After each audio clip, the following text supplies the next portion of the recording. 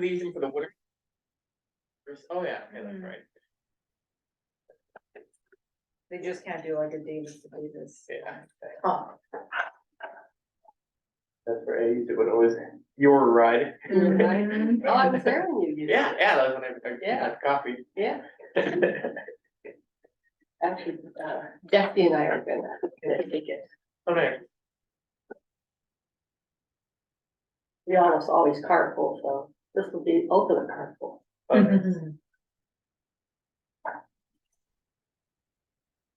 Winter's peak, we leave, we have to carpool. No. It was nice. You guys gearing up for the tractor parade? We are gearing up for the tractor. Yep. Yeah, I remember going to one of their meetings to kind of help with their traffic control, and I was like, you guys just push everybody to one exit. It's a thing. Yeah. It's especially exciting when they, not good for our climate footprint, but they, attach to the, to one of the tractors, the giant things that power hot air balloons. And then they let them out at the fire. Quite exciting. Not sure what that does for our traffic control, but definitely a crowd pleaser. Hopefully it doesn't rain on you guys, because I know that was another big concern too. It never seems to dampen the enthusiasm. Oh, no, people were like, we're still gonna go, and I was like, well, good for you Yeah, guys. it's been, it's totally worth it.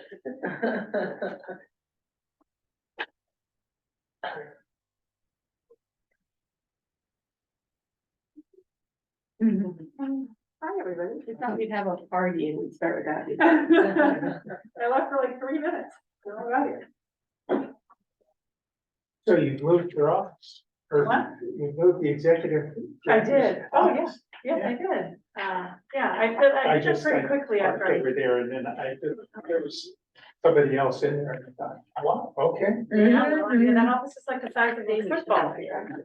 Oh, Meanwhile, we had plenty of people crammed in the small, so I was pretty like within that week or two after it started, actually. It's like, I didn't know what to do with all that space.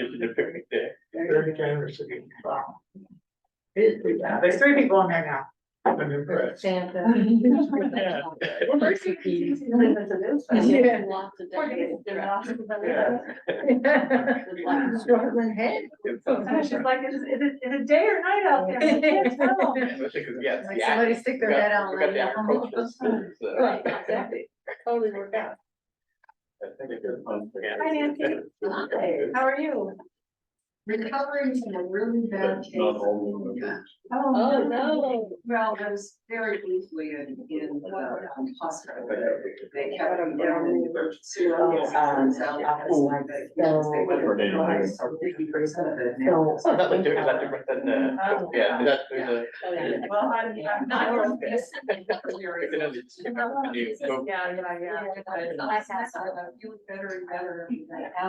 Well, nice to see you guys here. Thank you. I will, I Oh, really appreciate. I think, yeah, there were a couple of things I was thinking about, They could be. Uh,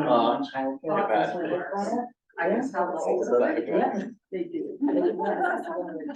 Yeah, No. You have the, I haven't had the new one yet, but it's just, I didn't land.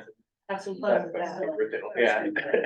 I'm still, I mean, you can still Like, hear I that. think I got to the doctor like just before. we Yes, came out, yes, and I you got- sound a I little got more the flu one. baritone. COVID had it, just before they got it. Oh, Fixed it, yes, they They did have that. available. I was feeling kind of like I was, when she had something coming on yesterday. Oh, yeah. Because it was It down. feels like she was having, so I decided to wear, Oh, yeah, I have. I just basically say. Better not to Get it. spread the germ. I know, I have a date. I was having the furthest part. Oh, yeah. My stepdad got it, you know, he was 30 years dying, you Oh. know, it's like. 24 hours from now, it seemed like we never had anything right. You know. It is, He was fine the next one. But. There's been a couple of folks. Did everybody see there's water back here? I have tea in the car, maybe I'll. Oh, I've got, and I also just boiled some water for tea, if anybody would like tea. Lisa, would you like some tea? I would like you. Would you like green tea? That'd be perfect. Nancy, would you like any tea? These sound very good. Okay, yeah. What did you consider? Oh, that's like, it's just a water with electrolytes, they just put an electrolyte tablet. Do that when I call you. Oh, nice, yeah.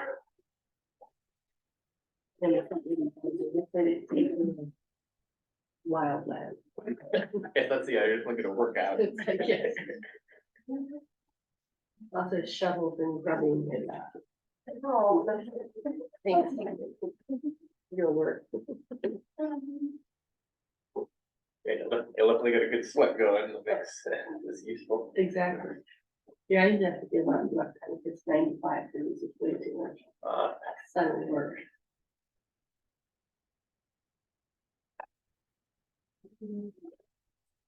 Really good for that.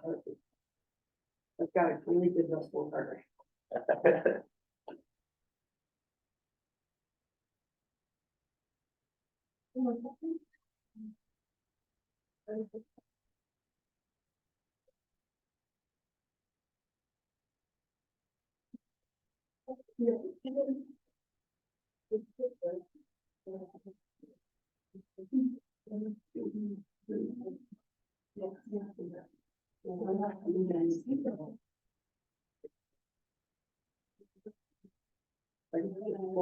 Yeah, I think we have, I think there's 6 of them, so 4, yeah. But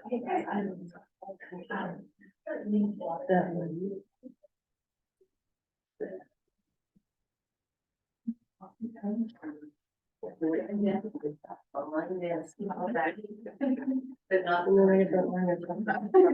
Yeah, he's just sitting in the hallway all the time.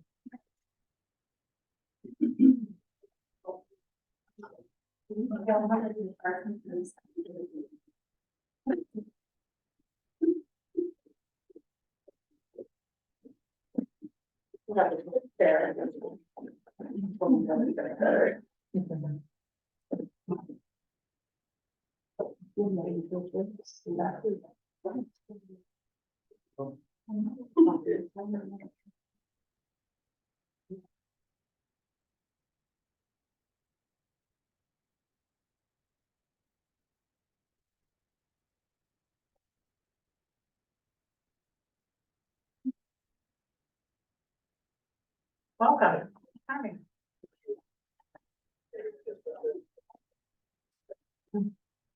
We're just gonna start. Yeah, perfect timing.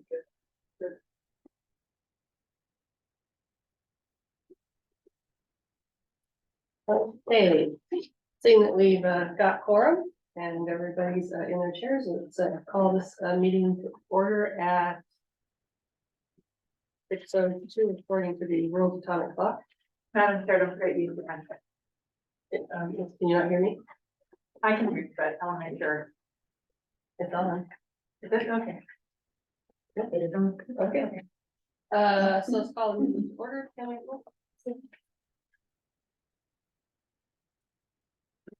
Yolo County, Here. Golden Woods. City of Woodland. Yeah. City of West Sacramento, Presents.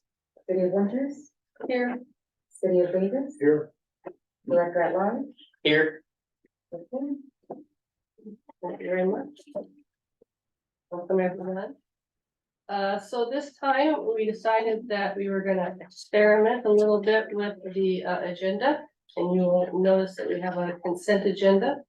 So assuming that there's no member of the audience who wishes to speak on either of the items, and assuming that if there are no changes to the minutes and the January 2024 meeting date works for the commission, it would be possible to move both items at the same time by moving the consent calendar.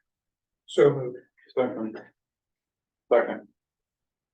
I have a motion and a second, to discussion.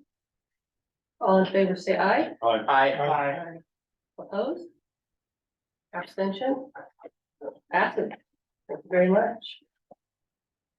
That takes us on to the regular calendar and Madam Director. So our first item is, Brian Avenant is going to be giving us an update on the downtown Woodland Transit Center study. Good evening, many members. The item before you relates to the Woodland Transit Center study that has been,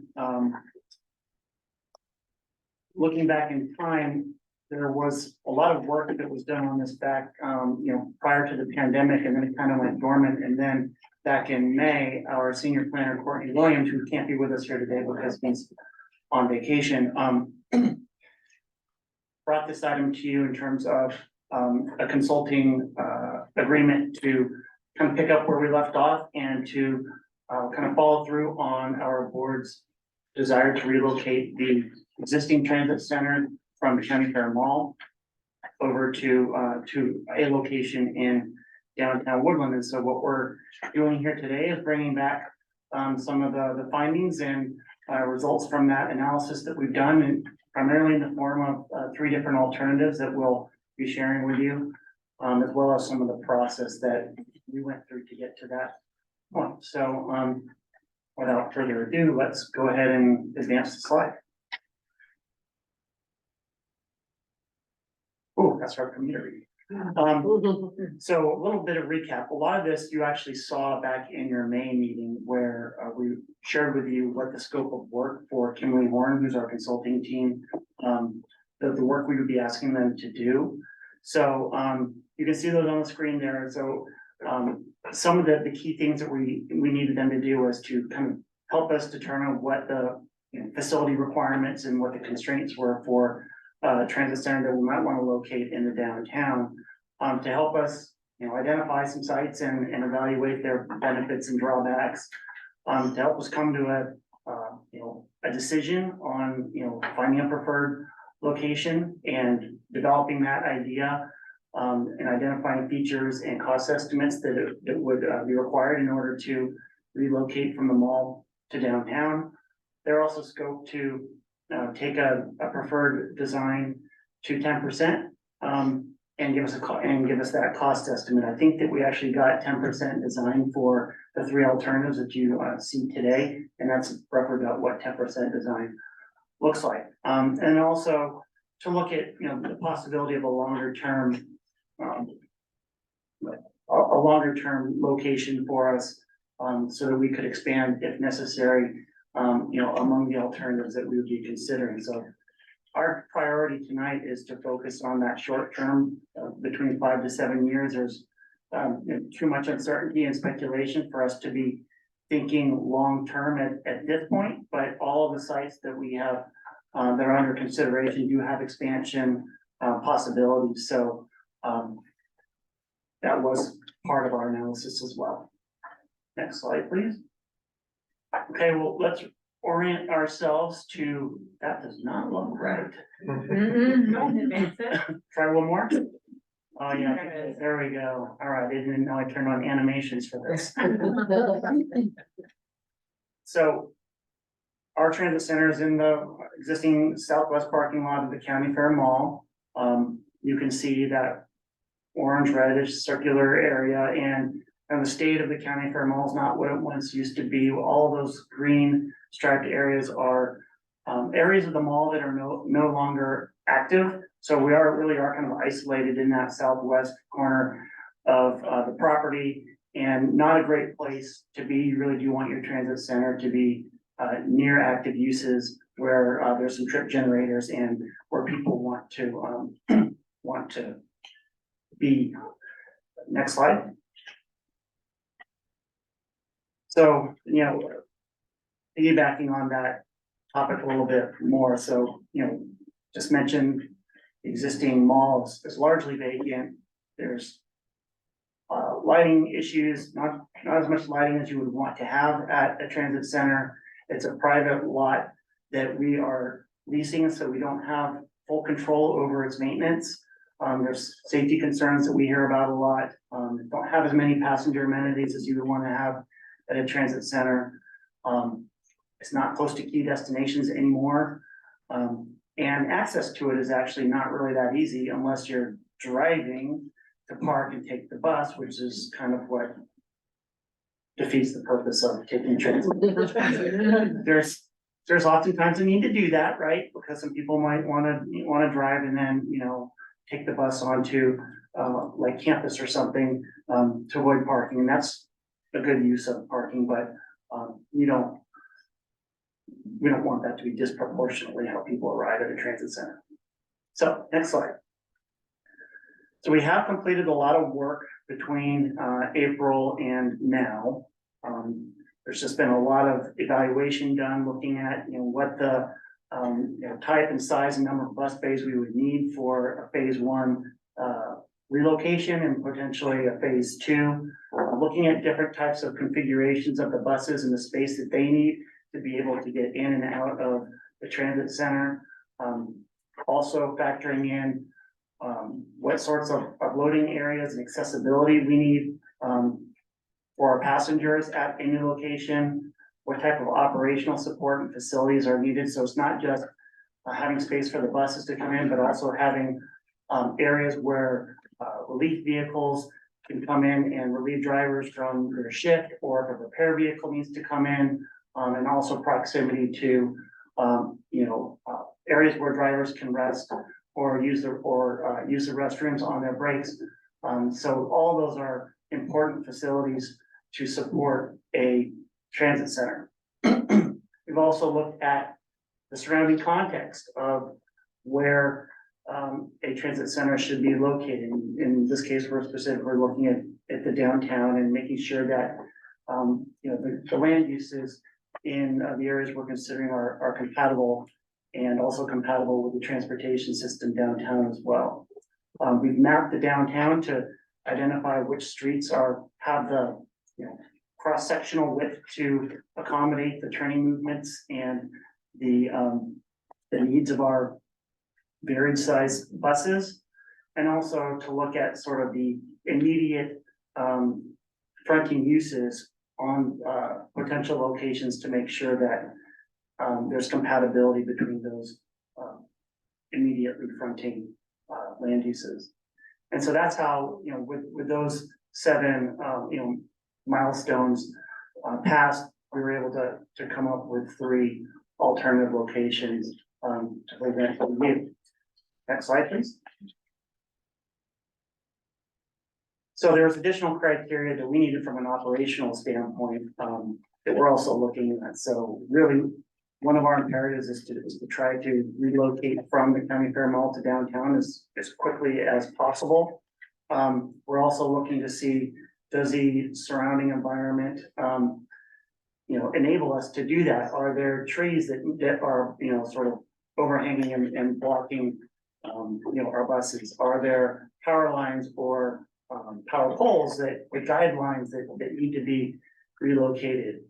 Are there landscape strips that need to have like a concrete pads poured in order to have our ADA access accommodated, right?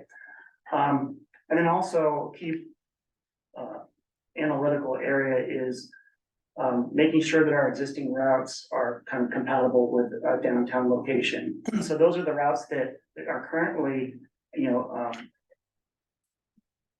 sort of intermixing at the existing transit center. And so we have to make sure that that we don't increase route times or delay excessively in order to accommodate this transit center shift. And then, of course, the short-term functionality, whatever site we do choose, we need to be thinking about it in terms of at least a 5 to 7 year time frame for us to stay there. Next slide. So with those criteria established and all that background analysis done, kind of landed on 3 different alternatives that you can see there on the screen highlighted in orange. The alternative 1 is sort of the 3-legged, 3 segments there, bordered by College and Court Street. Alternative 2 is about a block to the west, fronting, east, fronting the county administration building, and I think that also includes the former courthouse as well. And then there's alternative 3 that's on 3rd Street between Main Street and Court. as well. So those are the three that that we're looking at. And there was a lot of analysis done throughout the much larger downtown area, pretty much bounded by by your field of vision on the slide there. Just looking at lots of different possibilities. And, for example, those south of Main Street were largely excluded because of either short block faces, narrow streets, and or access issues from East Street. So that's why you don't see any alternatives south of Main Street. Next slide. All right, so let's look at alternative number. Why don't I stop there and ask if you have any questions? And now those two orange dots, one is to the west, is along Court Street all the way to the west. Is that an alternate 1A or? No, you'll see when we, actually, when we get to the next slide, you'll see that there's less pullovers on all three of those legs. And they're all on sort of the right side of each segment, so it's. So they're not, okay, Yeah. there's something else. And before you move on, does anybody else have a question at this point? Okay, Go ahead. yes, please. And if you have a printout in front of you, it might be easier to see here, but I'll try to describe what we're looking at. So on the south leg at College Street, on the east side, you have two bus bays there. On the south side of Court Street, you have two bus bays there as well. And then on the west leg, where there's an existing bus stop turnout, you would have two more buses that would be able to pull over there. So this is, all of these page 16. All of these alternatives have, benefits and drawbacks to them. This one has, and we'll go over that table in just a moment, but we'll just go through each of these alternatives. I'll give you a chance to look at them visually and just sort of absorb them as you're looking at them. But what you see on some segments are red lines, and what those represent are areas of curb space that the consultants recommend for different types of transit related uses, not for buses to pull over, but for people to pick up and drop off. Also for those relief vehicles that we were referring to earlier. And so before we move on to the alternatives, I don't know that it's entirely clear to everyone, or at least not to me, so that alternative one, this is sort of like putting an entire transit center onto streets at 3 separate locations in a single alternative. Yes. Got it. Yeah, because I think the minimum number of stalls that we need in order to do a near-term move is 4. And this one, I think, provides, up to 6, and that's just sort of a function of the space that's available in this area. Okay, let's move on to that. We can always come back to these and look at them in a little bit more detail. I know that the drawings are kind of engineering, but hopefully you can kind of, just visualize what they're proposing to do. Alternative 2 is that one that fronts the county administration offices and the former courthouse, so we're about a block over to the east.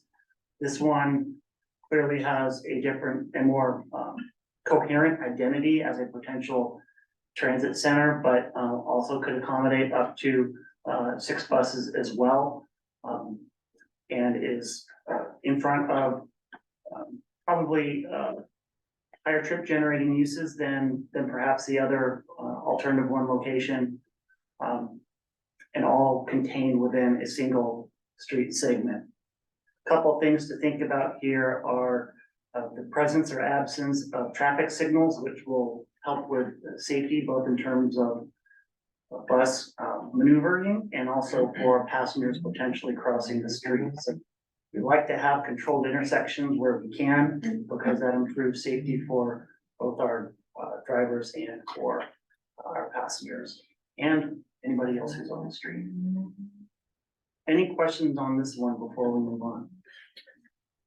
You did say it was higher trip generating, location, so aside from, say, the district attorney and the county offices, what is over there?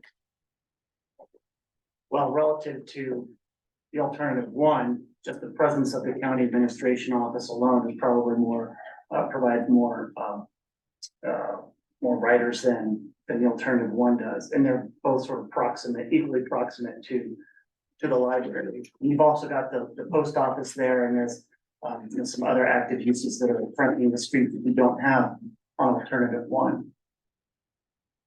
Thank you. In general, one of the reasons why we're looking to move downtown is just because the downtown in general has more trip generating uses. And I think we'd had SACOG do some analysis for us, and there's about 3,500 employees that work sort of in the area that we're looking to relocate in, sort of between Main Street and College Street. I think that they all have benefits in that regard, particularly compared with the county fair mall. But then relative to each other, some have slightly better prospects than others. First of all, this is so exciting, but also, because I often walk to Country Mall and I just hate it every time.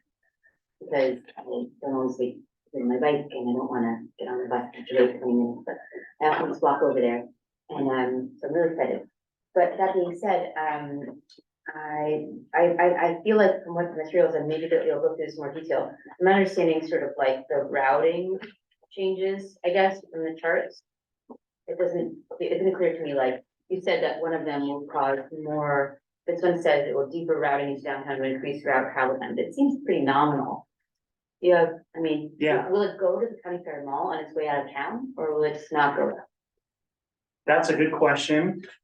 I haven't looked closely enough at that assumption because I don't know if they were intending to go deep in like they do now in the county fair mall, or if the intent would be to just sort of continue on East Street and like have a stop on East Street. But it So- certainly wouldn't be getting on at Main Street on 113, it's gonna still go down. Yes, Okay. yes. Yeah. We did just receive the additional analysis from the consultants very late last week on what the actual proposed routing would look like for each one. They qualitatively analyzed, you know, sort of the effects that each alternative would have on each of the routes that would be going into the downtown. But we weren't prepared to share that yet at this meeting because we haven't had a chance to look at it as closely as we want to make sure that there's accuracy there in the assumptions they're making. Okay, yeah, no problem, thank you. Right, yeah. So Patrick, Oh, Thank you, Madam Chair. I have a couple quick questions. So it looks like alternatives 2 and 3, and we'll get to 3, I'm sure, but have quite a bit of tree coverage. Is that able to be worked into this as like shade, or is it will the trees have to be like removed in any case, or is it too early to tell? they did do some analysis on that. I think on Court Street, we were in pretty good shape with the tree canopy, which is a good thing because in the summertime it gives shade and relief, and it's also a nice pleasant experience. Trees are always a good thing. I want to say that on Third Street, there might have been some tree obstructions that would need some trimming back. But ideally, you know, there wouldn't need to be any full tree removals. I think, where we would need to see tree removals is if we need to upgrade the sidewalks and the trees are where, you know, the trees in the median between the sidewalks and the street, or if the sidewalk needs to be widened, particularly to accommodate ADA requirements, and the trees would need to be removed in order to accommodate that. And when we get to the pros and cons, one of the good things about Court Street is those sidewalks are already ADA, so therefore there's not a lot of modification that would be needed. yeah, Court Street at that location at least is a very set up for public uses. Yeah, and as Autumn was mentioning, like sometimes like the positioning of how the bus needs to be positioned on a certain street segment might conflict right with where, you know, right with where a tree is, and that would just, you know, require the tree removal in order to, accommodate that, that facility, that location, but we do intend to avoid that as much as possible. So, next slide. Now looking at alternative 3, which is the easternmost location on 3rd Street. When you see the next slide, you're just gonna rotate 90 degrees so that 3rd Street will be, south will be to your left and north will be to your right. So go ahead and advance the slide. And so this is between Main and Court Street, and you can see that incoming, well, I don't know if they're incoming, if they're outgoing, but on the southeastern leg, you have 2 stalls there for 2 buses to come in and dwell, and then on the northwest leg is where 2 more buses would be able to be stationed. The reason why they're offset like this is because the road is too narrow to accommodate them on the same sort of segment, so they're split with the alleyway separating the 2 of them. And this is a 4-stall location, whereas the other 2 are 6 stalls. We still think we could make this work operationally, but that's one of the major distinctions between the 2.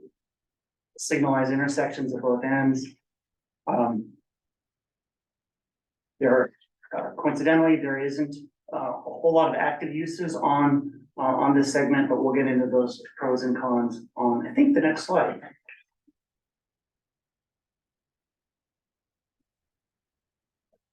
Okay. Larger. Whatever happened to that 20 point minimum. It's on East Court. All right, thank you.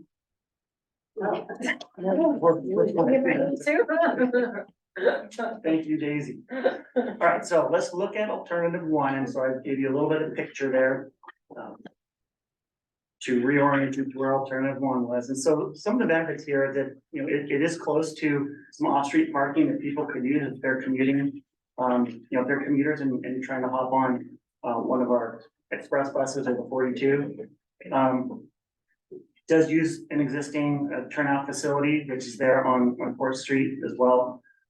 It's less removal of parking spaces compared to some of the other alternatives. Disadvantages include sort of that complex design. There is quite a bit of some severe lane shifts that have to occur on that south leg of College Street in order to accommodate the bus parking, a travel lane, and a left turn lane, and a southbound lane. And that could be problematic from the city of Woodland's perspective, because it's a significant shift from the southbound cars that are on the north side of that intersection. So they're really having to move over. Essentially, when they're stopped at the intersection, they're looking, they would be directly in front of left turning cars in the opposite direction. There are also some concerns that we have related to this, related to safety and pedestrians. There might be cases where riders or pedestrians would have to cross 2 legs of an intersection of that College and Court intersection to catch one of the buses. And, depending on whether or not they hit the signal timing correctly, they could be, trying to cross 2 directions of traffic to catch a bus that might be departing, and just felt like we would want to minimize that as much as possible. Again, referring to Molly's point about the deeper travel time, this does go a little bit deeper to the west from 42. The other routes doesn't affect quite as much, according to the initial analysis that I've seen from Kimberly Horn. But we need to do some additional number crunching on what that means for the 42 A and B, which currently have a long layover at County Fair Mall in some cases. So ultimately, our goal is to try to improve that travel time overall. And we just need to figure out how this factors into that. Any questions on the pros and cons for alternative 1? I think I'd only say that I know that intersection really well because the housing authority has property further down. and it's, really, narrow and quite congested.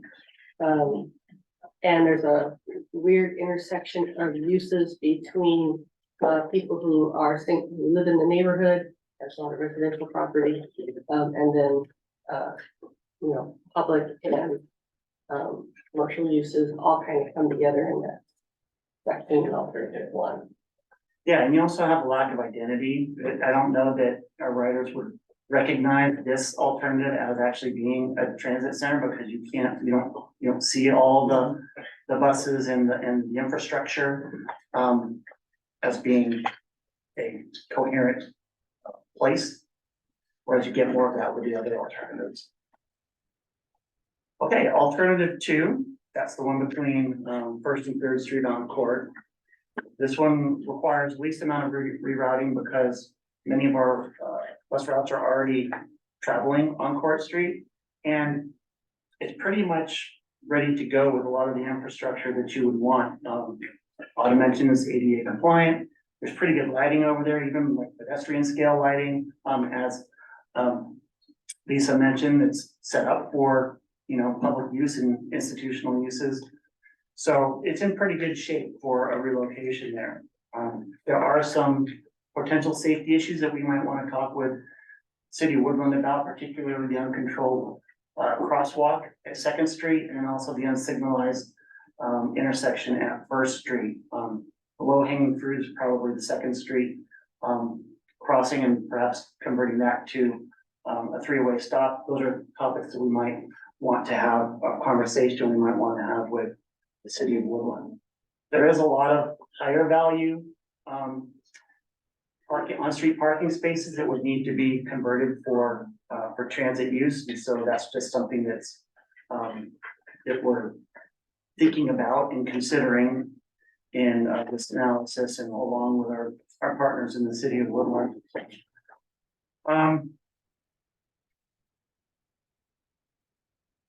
There is one residential use fronting the street there, and that can sometimes be problematic. I'm not saying that's really driving our decision making, but it's something that we are also thinking about.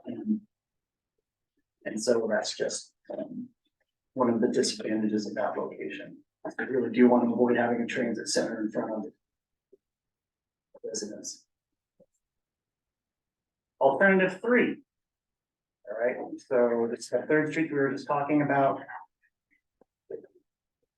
Pros are turning a negative into a benefit, even though there's a lot of parking spaces that would need to be converted for transit use. The good news is that there are parking spaces in front of empty lots for the most part. You have a parking lot on the northwest segment. You've got a torn down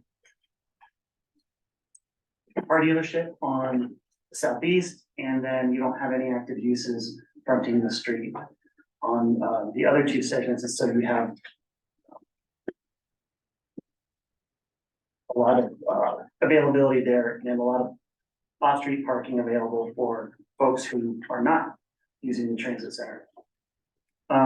This is a location that might require comparatively more infrastructure upgrades. It doesn't have as good a lighting. Sidewalks have ADA compliance issues in some locations. It's not very active in this area, so you don't have as many people, sort of in the area walking around, not as many eyes on the street. So from a safety standpoint, maybe not as good as the other locations. And then there's also, the road is narrower than, say, Court Street, and so the turning movements will be a little bit tighter. There might be occasions where like the bus has to stop and wait for, an outgoing vehicle to clear in order to make that, to make some of those turns. So that's what's on our minds. Okay, next steps. So we do still have some additional analysis I mentioned. Oh, you want to have a question? Well, I actually want to get back to the purpose for it being here. So are you gonna go over next steps and you're gonna ask for input from members on this so that you get what you need for your next analysis? Yes. So Why don't we quickly go through that and then we'll take. okay, so we do have some initial, some additional analysis that we need to do in order to really land on a preferred alternative. And we also have conversations that need to occur with the city of Woodland. We're also gonna do some input from our riders who are currently, using the existing transit center and what their perceptions are of that and what they would like to see in a relocation. So we will have, some ridership input on that, and we'll have a survey as well that people can fill out. Again, we've got your input tonight.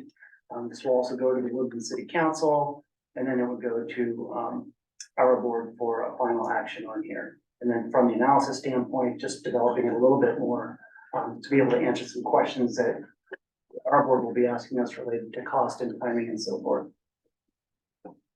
And I think that's the last slide. Okay, so thank you. Why don't we take a round from, committee members and then open public comment and then take another round to committee members. So, Ola, I think you were first, I think you are second, and third. I'm just curious about, which alternative the city prefers and what kind of input they've provided. And I guess, based on my knowledge of what happened in West Sacramento, the city was an active participant in the plan for that station, for that transit center, and I think contributed significantly to the cost of it. And I'm wondering if Woodland plans to participate financially as well as in the planning, and the county as well. And the county's, two of these sites are right next door to private facilities. And what their thinking is. Are they open to it, or do they like the idea, or I would think they would, but. No, they're really good questions. To answer the first question, yes, we've been coordinating very closely with the city of Woodland, their staff, their city manager. They've been very helpful in letting us know which streets they feel like are, problematic in the downtown for, for their needs in terms of buses, circulating around and giving us some sense of what the traffic impacts might be, since this analysis doesn't include, a traffic, analysis for it. So yes, we've been coordinating very closely with them. We've also brought this to the City of Woodland City Council one time to get their initial feedback. They're seem to be supportive of the relocation as well.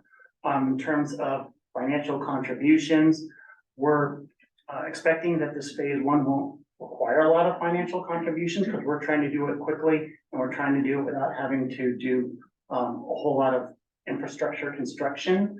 As we've been having conversations with them related to a longer term transit center, there's lots of possibilities, including different locations and different opportunities that we can definitely partner for a longer term transit center. But our focus right now has been to relocate from the county. To get out of county Yeah. terminal. Yeah, okay.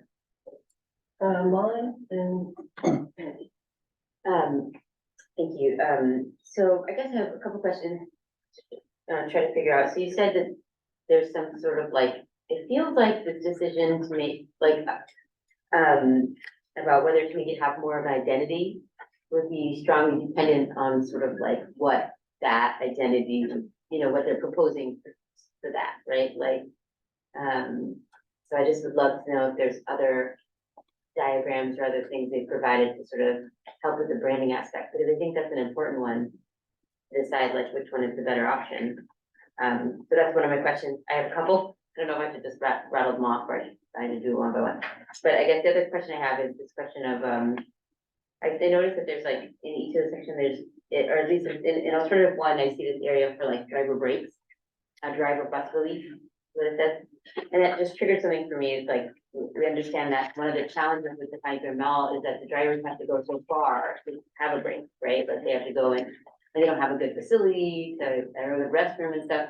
And so have they identified locations on these sites that would alleviate that and provide drivers with access to nearby locations that would make breaks shorter and more easy for them? Because I feel like that would make the whole route better for everyone, as well as, of course, improving the outcomes for the drivers. didn't have to struggle to get all the, had to walk too far. So those are my first two questions. That's about it. Yeah, let me take the first one because I'm trying to think back on the second unit. Those are good questions, Molly, for sure. I don't think I remember seeing anything as far as like driver breaks, so, thinking on the Court Street option, we do have the admin building that is accessible, so our drivers can go in. But thinking after hours, once the building closes, it might be a little tricky, but, Yeah. yeah, those are good questions, for sure. Something definitely to get back to, Yeah. Yeah, it's trying to weigh the trade-offs, knowing that we need to relocate somewhere in downtown Woodland, factoring in all of the operational needs, safety needs, location needs, rider needs. So we're definitely thinking about, are those facilities available in the vicinity, but we haven't pinpointed an actual facility yet. We'll need to do that as we zero in on a preferred alternative. Your question related to sort of identity and branding, and we will be looking at sort of the next phase of development. Here will be after we select an alternative is to look at what amenities are there now and what amenities are needed to support the transit center, right? Because you don't just take a block face and just assume that people are gonna know that that's where your hub is for your transit system. So yeah, we're gonna need to be looking at what space is available for benches, trash receptacles, all those kinds of things that you expect to see. It wouldn't be like that full scale transit center in capitals, like you might expect with a longer term option, but we do want to make sure that there are supportive amenities for riders and our drivers at whatever location we choose. Yeah.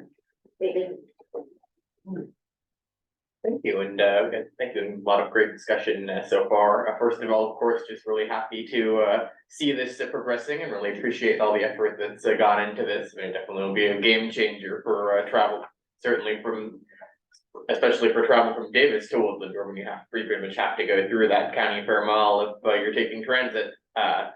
So that said, I mean, there's a lot of discussion about travel times, but certainly for those Davis to Woodland trips, I mean, regardless of any of these three options, will drastically improve transit travel times between Davis and Woodland, of course. But of course, we don't want that coming with the cost of making the overall route longer, which could, of course, affect the ability to operate service. The current frequencies require more funding, which could require taking away funding from other services, stuff like that.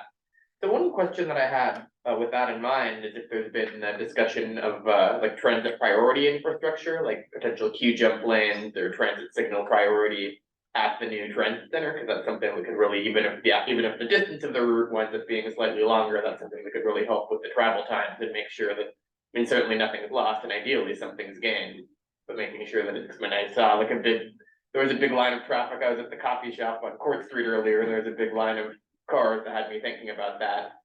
That's one question, is the transit priority. And then my other question is if, I know like the one great thing about living in Davis is having the train station and the connections that provides in the inner city, the regional connections and really the inner city connections that provides, it makes it a lot easier to get into a lot of places throughout the state, really.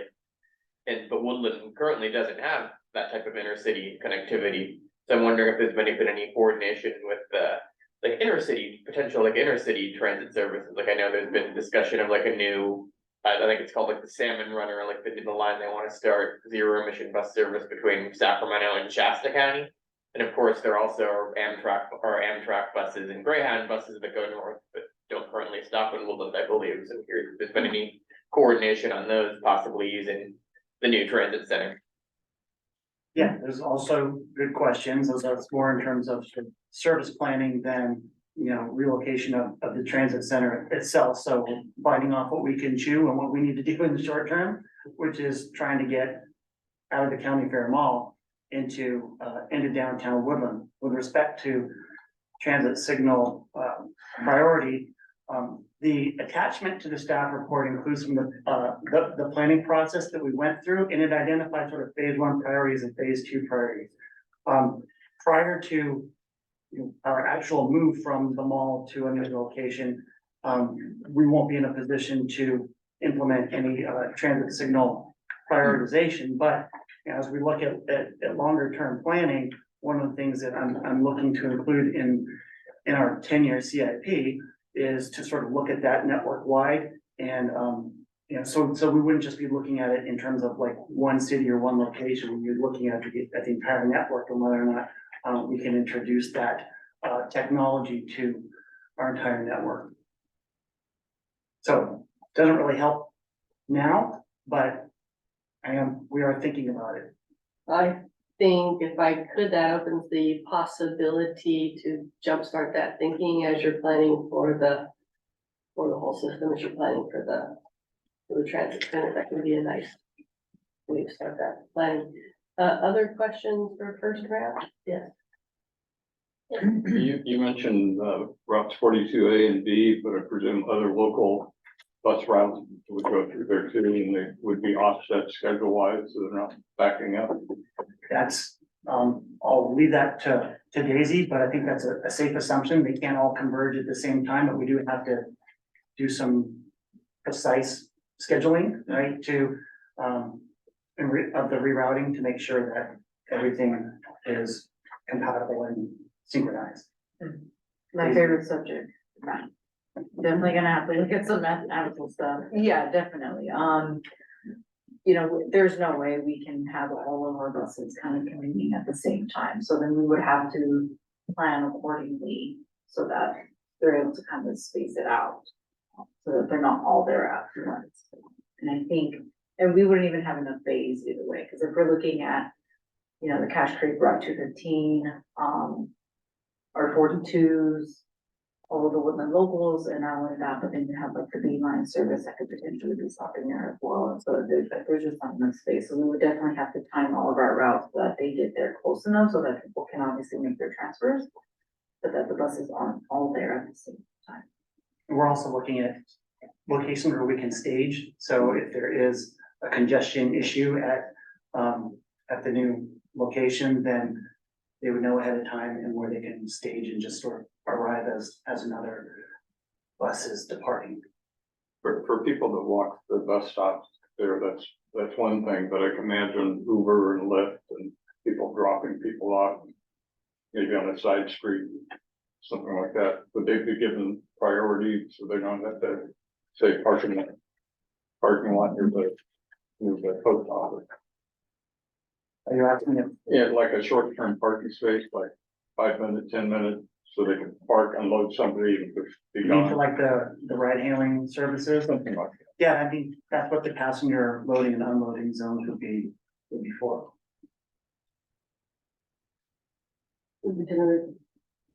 Actually, yeah, just I had one more, I don't know if it's a question or a point, but just in that, I just heard the 215, and I know just in terms of travel times, like right now, that, I mean, once it goes all the way down Main Street, then has to go down to get to the county fair mall. But, is the plan for the 215 to be, for the terminus to be at the new transit center? If so, and that's something we could actually be saving quite a bit of travel time and operational resources that could go into, that could then be reinvested in the system. And nothing's really set in stone right now, Andy, but I believe that is the goal, is to start moving everything over to the new transit center. And that said, there is a large apartment complex that's owned by the casino. It's called Autumn Run at the corner of Matmore and Gibson. And the 215 does service that, and I think that's actually probably a pretty important location for us to continue serving. So I don't think that downtown, it wouldn't make sense for it to stop at downtown and not go further east. Okay, thanks, that's good to know. But not necessarily into the mall itself. So still get your. And the route could start, as it's heading towards Cache Creek, it could start at the county fair mall and then just hit the transit center on the way. So before we take a second round, let's open it up for public comment and then we'll come back to additional feedback. So with that, is there anybody, member of the public, online or in the room who would like to speak on the subject? No comments online. Seeing none, I think it's Molly and then Patrick. Oh, okay, so I just wanted to clarify so that you're presenting this to, excuse me, you're presenting this to the Woodland City Council on the next meeting? Or, We have not scheduled that yet. Okay. We're hoping mid-December if we're able to okay, stay on schedule. but I thought maybe it would be nice to have some CAC present there at that meeting. Patrick. Thank you. Just a couple quick questions. I was looking at table 3 and, it says that in subsequent phases, more bays could be added. Is that for every alternative, for all 3 alternatives? Yeah, that was the intent, was to make sure that each location that we select had expansion capabilities. We didn't include the drawings for phase 2 because we're not focused on that, but yeah, that's, you interpreted that correctly. Okay, and then, thank you. For e-bike, it says e-bike and micromobility device charging stations coming in subsequent phases. I didn't see anything about like electric vehicle charging for like car chargers. Is that something that might be included or would that also be subsequent phases? Well, it depends. It depends what time horizon we're talking about. If we're talking about short term, that's gonna be an on-street facility. That's what we're looking at. And I would say that the prospects of us as a transit agency installing electric vehicle charging infrastructure is pretty slim, especially when there's electric, publicly accessible EV charging available in lots of public lots already. As we look at a potentially long-term transit center, and depending on the location, then those opportunities might open up depending on you know, the location and the opportunities there to integrate that into a more significant design. Yeah, this is 5 to 7 years out, as I understand it. Am I able to ask one more? Absolutely not. Go forth and do. Thank you. This is a figure 2, the map of the dense, the multifamily housing. I noticed that there's quite a significant barrier in Highway 113 that passes between, you know, the center and these housing areas. So I was just curious because, and this is where I'll ask for pardon of my ignorance. I don't know the area very well. Could that be an area people would be able to walk? And is that 113 gonna be a significant, you know, barrier to walking or to cycling to the transit center from there? Oh, yeah, so if you're referring to this, Yeah. this is a blow up of this area right here. Oh, I see. Okay. It's Well, just- then the answer is no. Well, I mean, 113 is a barrier. Yeah, of course. Well, yeah, so I was envisioning all of this as housing, and so I thought it was gonna be a huge barrier, but it's at least all that dense housing is on the same side of the freeway, so that is comforting, thank you. There's a new bike boulevard over the 113 that connects the Spring Lake neighborhood, which is on the other side of the 115 to downtown. It's not perfect because it's not like a fully connected bike route, but it theoretically will allow people, I think it'll easier access. If the transit center moves downtown, there'll be a safer bike ride. It's a little longer. Yes, we're anxiously waiting for it to open. It's just off of the mall, so I believe it's County Road 25, that's where the bridge connects. I guess for my part, I'd say I know all 3 locations really well. Option 2 has sort of the best infrastructure. It is actually not that far from the solar carport. Patrick's point, there is solar electric charging in that lot. So all alternatives 1 and 2 are both fairly close to that existing infrastructure, which could also handle drop off and pick up for Uber and Lyft and other transit drops.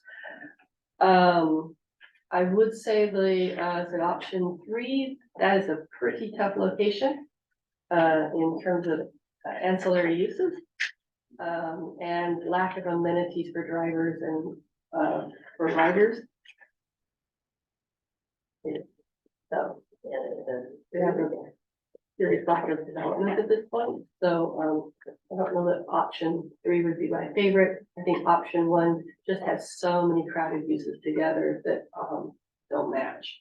So those are just my, comments on that. Super excited, echo what Andy said, and all the hard work and, coming up with the, option. And, is there any more feedback you'd like to give them on this subject? I mean, I have a question. Do you want our preferred, like, are we supposed to choose one that we like best? And we're just seeking feedback, and, you know, it's all, did you want to comment? Yes. Oh, Well, I mean, from my perspective, if the committee has some strong preferences, I think that would be helpful to understand. Well, it sounds like you had proposed, Yeah, I think option 2 actually offers the lowest price point for infrastructure development, the most amenities, closest to trip generators, and really good access to follow on activities like coffee and restaurants and amenities. Of the 3 options, it has the most there with the least drawback, and that you can preserve the majority of the free canopies. It's really a big plus. Yes, I stand corrected. If you have a preferred alternative, we would love to hear it. We did list this as an action item, so that if the committee wants to take action, you can, but certainly not a requirement. I'm happy to make the motion to recommend option 2. It doesn't seem like when we have all the benefits that our chair was just discussing, that I agree with, and then it seemed like that was staff's preferred option 2. So I think it would be great to have that recommendation to support you all as you go to the city council and then ultimately to the board. So I hear a motion. Do I hear a second? Second. I hear a second from Molly. Do I hear discussion? Oh, I have an oddball question. Where is the transit center for RT in Sacramento?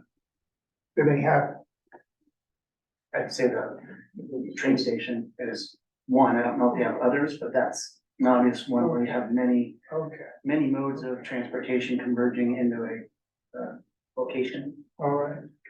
I mean, generally with an agency with a service area that big, there would be multiple. But I don't know what they are either. Davey? I only know about the ones in downtown. So, I Well, don't it seems that one of the main drivers for this is to have a place where the drivers can use a restroom, get a cup of coffee, have their holdovers, and then board and go. All right. Yeah, I'd say just following up on another point, as our team, and just in my experience, it seems like a lot of the light rail stations, but essentially double as hubs for like the bus service for that part of the city or the region.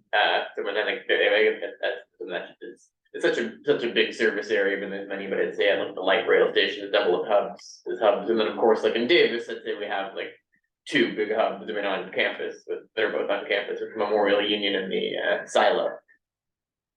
And Davis Train Center. But yeah, and of course the train station, I'd say that's probably not as much of a hub for like local bus service, but there are a couple of Unitrans lines that stop there, and then of course the Amtrak intercity buses as well as the trains. All right, I have a motion. I have a second. I've had discussion. Everybody ready to vote? All in favor, say aye. Aye. Aye. Those opposed? Motion carries. So you have a preferred alternative, at least from the CAC. I need to have a point of order because I was remiss on the agenda for not covering comments from the public on items not on the agenda earlier. And so this will now be that time for comments from the public regarding matters not on the agenda, but within purview of the Yolo Transit District.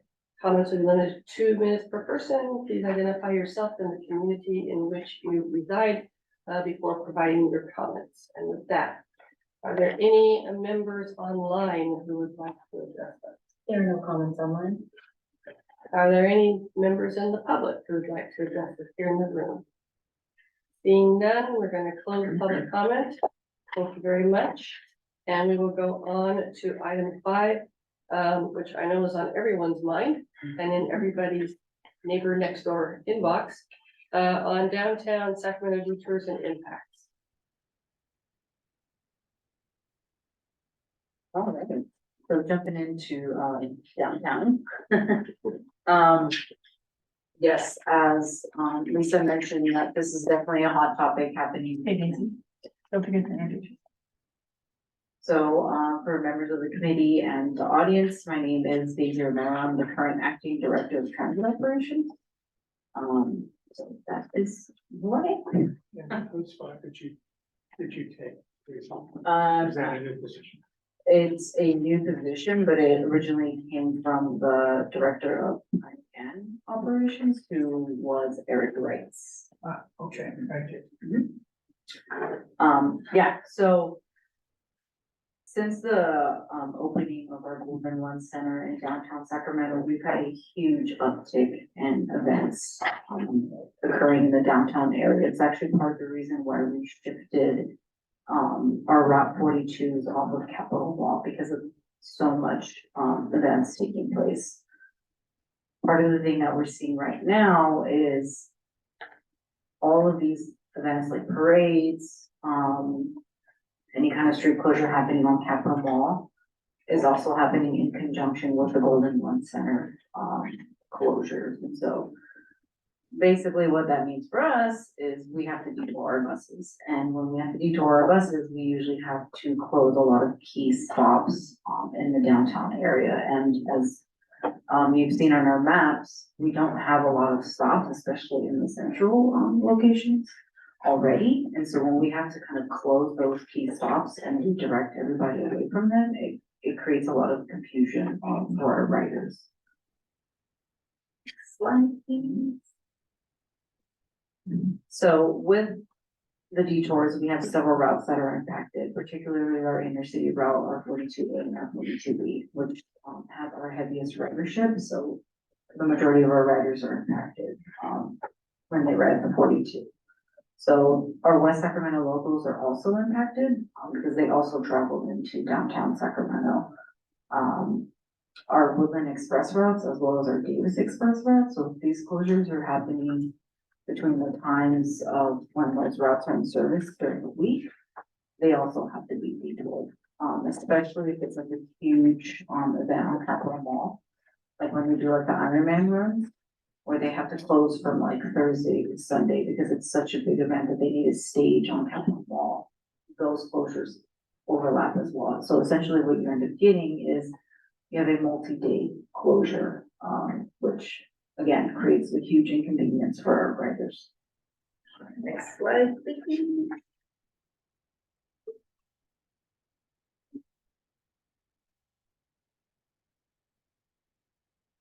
So with the closures, it's not always an actual like detour, sometimes it's delays, but as I mentioned, with the amount of events happening at the Golden One Center and on Capitol Mall, it's caused us to have to detour and do all these closures. Previously, before the opening of the Golden One Center, most of these events were limited to just Capitol Mall. And so basically what ended up happening was we got the closure and it was usually like sometime in the morning and then it was usually done by like lunchtime or like 2 p.m. and that was it. And so everybody kind of went home happy after that. But because these events are happening sometimes in the morning and then it overlaps with the Golden One Center events, you pretty much get like an all-day closure, which again causes the inconvenience. I've actually been in downtown when some of these closures are taking place and it literally took me like 20 minutes to go from like one block to the next because there was a huge, so there was a Farm to Fork festival happening at the same time. Plus a very popular rock band was playing at the Golden One Center and I believe that day it was also the Porch Festival happening sometime in Midtown. So it was like a huge combination of like road closures and it created like this huge chaos and just like one big like traffic jam. In the downtown area. So, next slide. So usually when we do our detours, we do have a procedure in place. And so typically when it is like a capital mall event or a Golden Run Center event, we do get advance notice of those closures. For the Golden Run Center event,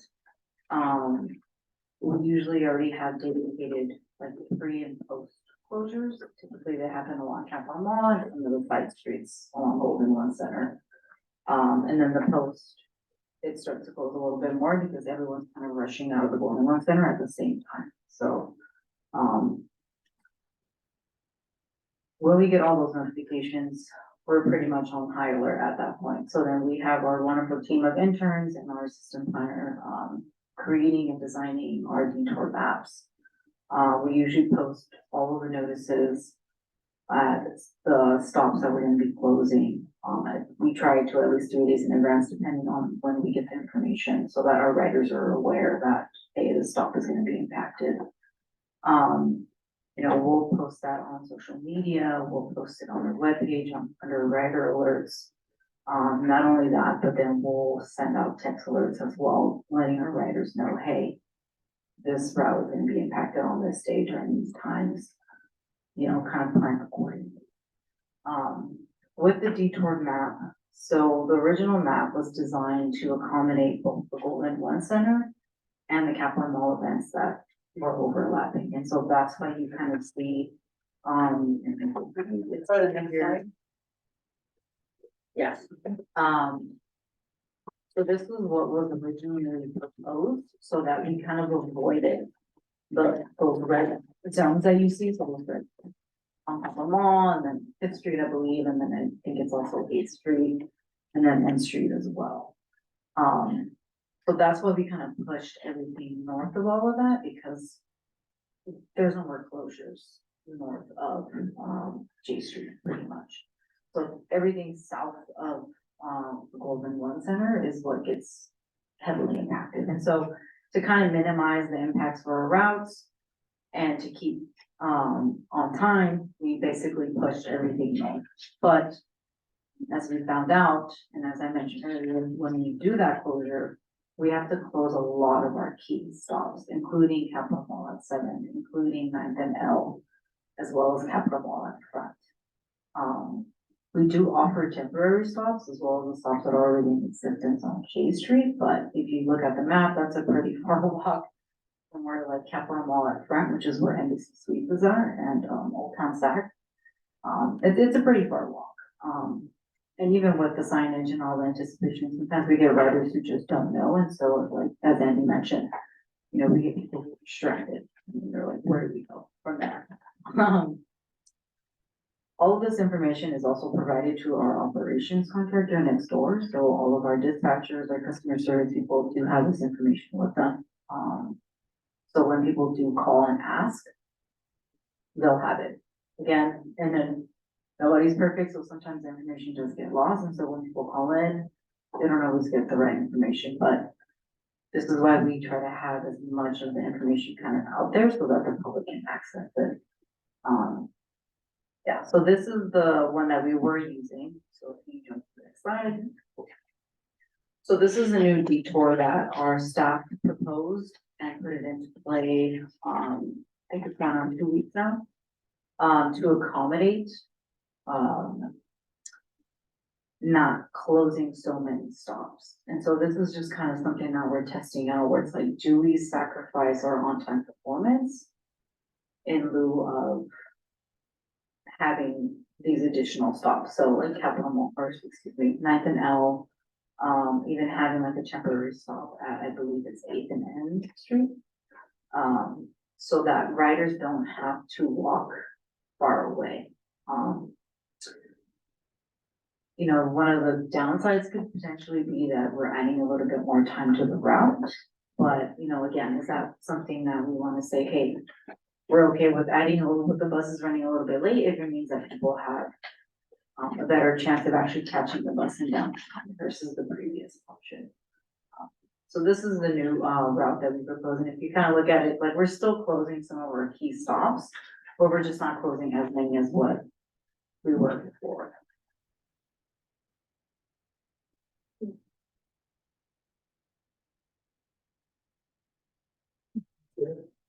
I think just doing Yeah, go on. I can take questions. I think that was finished. Okay. Definitely do that. Yeah, so we definitely wanna leave room for opportunities, and we definitely wanna get your guys' feedback as to, you know, what we can do to make this better, you know, again, one of the questions that I proposed was, you know, do we continue adding more stops, even though the bus might be running late, or do we keep it out how it was and just keep the bus running on time and sacrifice some of these stops? And so those are some of the questions that I proposed, and like our opportunities for improvement, which is, what do we think would be the best option? Because I'm looking at the detours, I mean, the Golden One Center is not gonna go away, the Capital Mall events are gonna keep happening, especially with the increase now in the downtown businesses. There seems to be a lot more people, a lot more events going on. This is also part of the reason why SACRT is actually no longer on Capital Mall as well. And one of the reasons why originally in the COA, where we wanted to take all of our West Sacramento routes off of Capital Mall because of all of the events happening and because of the impacts that it was making on our routes and our on-time performance and our riders being inconvenienced. But again, we're definitely seeing that uptick because of the crossover between the Golden One Center and the Capital Mall event. So we just wanted to take this opportunity and say, you know, like, what do you guys think? I mean, at this point, we're open to all of our options and seeing like what we think would be the best choice to address these issues. Great. Olin, you're up. Sure. I'm sure there's a good reason for this. Daisy, but why does circuitous path here all the way around here? Why not use the Tower Bridge and West Cap?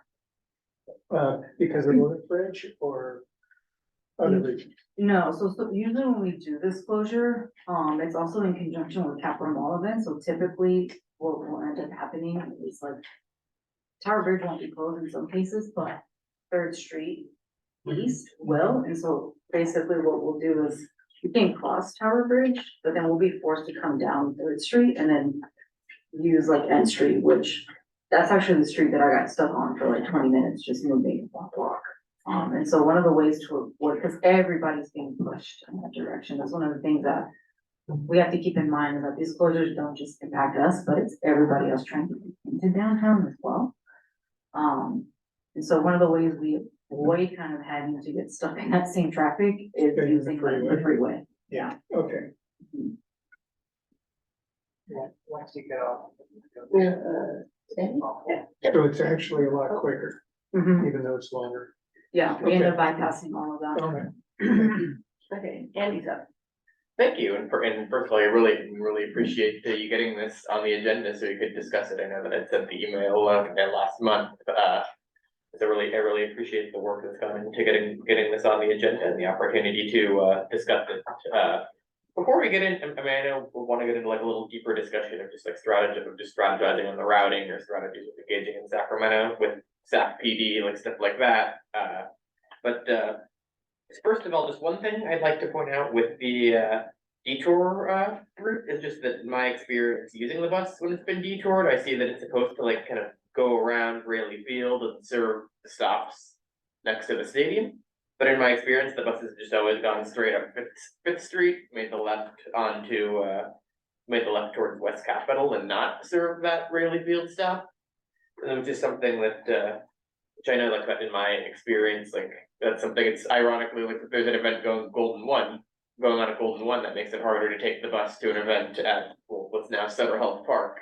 So that's just one thing, is at least in my experience, I've never seen the bus do that route around Rayleigh Field. So has that changed recently, or is that something that just needs to be communicated better to the drivers? They need to go around the stadium to serve that stop. Good question, yeah, it's something that we do on and off, because typically sometimes like if there's like an event, like a race happening near Sutter Health Park, sometimes we can't always go down that back road, and I forget what that street name is, not Fifth Street, but the one that we're showing in the map. So sometimes it just depends on the type of event, and so maybe it just, there are variations of this, but this is essentially the one that we, not this one, but the previous one. Where we try to go through that side street so that we are able to accommodate them. Sometimes the drivers just, they have a mind of their own. And they're like, oh, open street, and they're like, you know, do kind of like go off a route, and, you know, we have to kind of be reminding our dispatchers, and dispatchers have to be telling drivers, hey, make sure you're sticking to the detour map, because especially if someone's, you know, waiting at that stop, and then they just kind of watch the bus like drive by down Fifth Street, and they're like, but I was supposed to get picked up, so. Yeah. It's a combination, Andy. Sometimes, like I said, it just depends on the event. Sometimes we have variations of this detour map, or sometimes like the drivers are like, oops, like, I'm so used to taking this like Fifth Street detour that I forgot I was supposed to kind of go around instead of trying.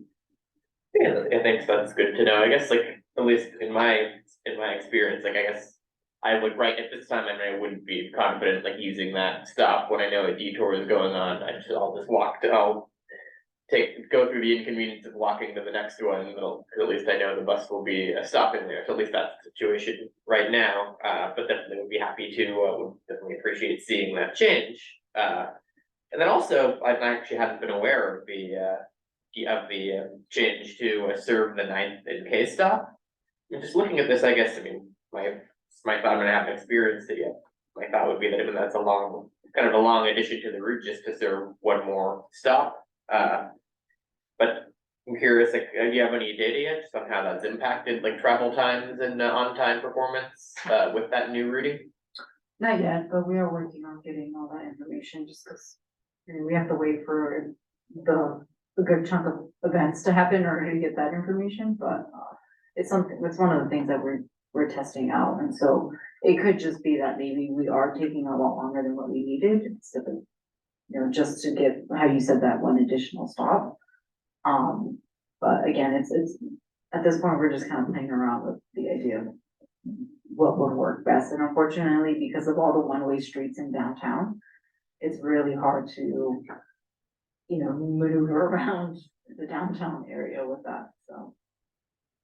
Yeah, thanks. And it's tricky, and I know that this has been kind of an unusual situation with Golden One, and I know again we'll go into more detail later on, but want to give other folks a chance first. But I also just want to say that I know it's tough, and I'll admit it, there have been times when I've been in part responsible for a couple of these detours by like running in races and stuff like that caused them. So apologies for that. So definitely, I'm complaining, but I'm part of the problem too. Stop being so participatory. Other function members, Patrick, you have something you'd like to add? In your close proximity there. Yeah, not at the moment, thank you. I have a question or two. Does the city require any kind of traffic control of people when there's 2 or more big events going on? And, Like require, to notify. yeah, to help speed things up through the traffic signs and all the. Have they considered doing that? Not sure if I'm in it, like, do you mean like, notify us as in like saying, hey, there's an event happening, or like the traffic? Well, that's another part of it. When this happens, do you put anything online on the Yolo website?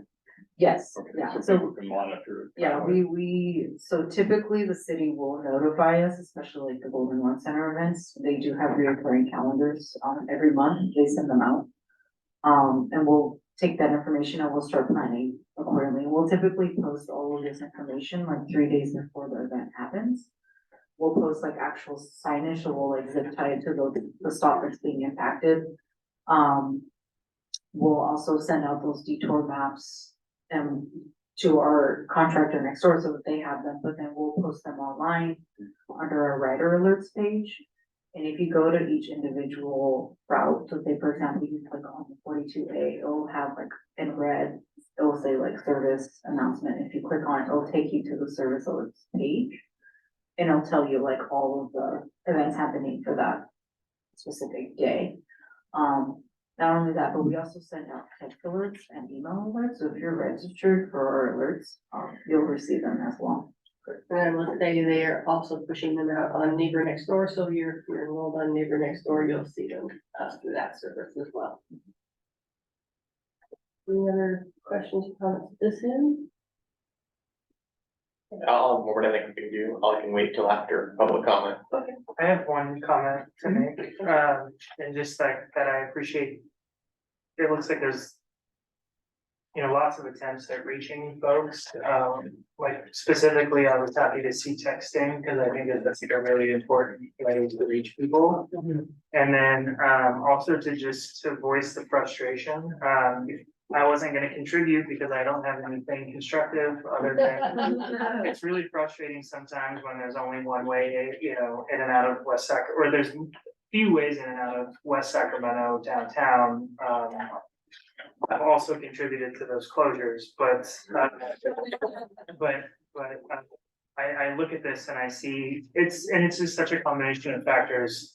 It's not just the ESC, but it's also the Capitol and the libraries and just the layout. So there's a lot that you all are up against here. And so I'm just looking at this, trying to see if anything pops out, and it looks like between these two routes, you cover a lot of the options that are there. So, kudos for looking for ways to add efficiencies and improve.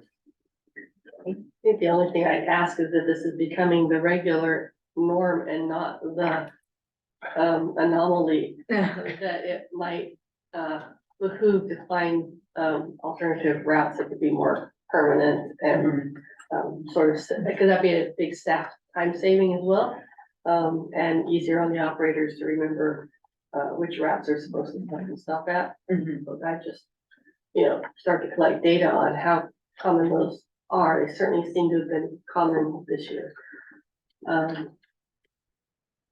I'm looking at the staff in the corner of this. Folks sort of ready to have to go out there a lot and do a lot of that work. But I mean, one thing I will just chime in to say that with the New Woodland Transit Center, we will of course be looking at having to reroute and retime the 42s.